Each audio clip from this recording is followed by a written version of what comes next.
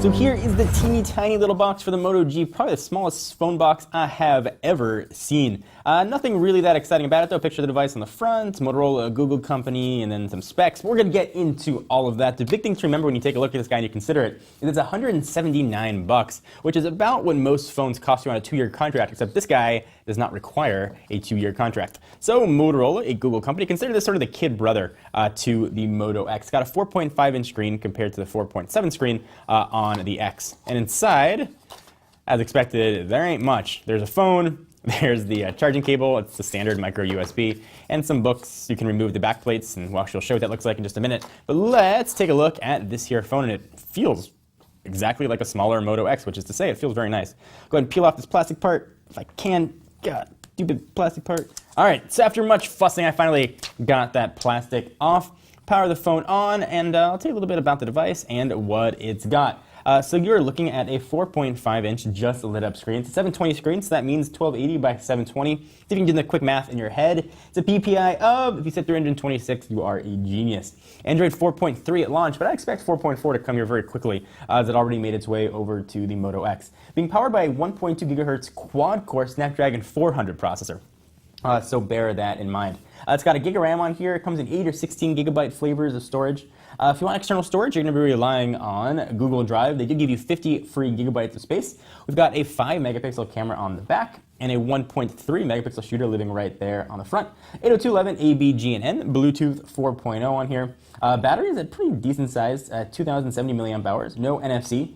And it weighs 143 grams or 5.04 ounces. Let me go ahead and go through the setup process. We'll come right back and take a quick look.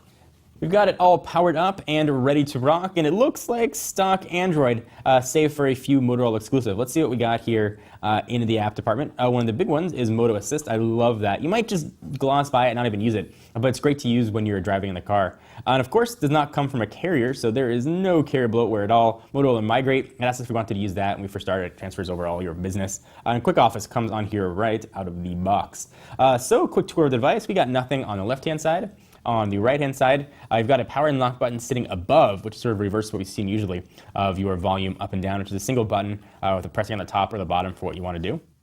Top, you got a microphone, 3.5mm headset jack, and on the bottom, that's where your charge and sync cable is going to be. Let's go ahead and bring in just real quickly a Moto X for size comparison. You can see the 0.2-inch difference here, and from the back, they look like little brother, big brother.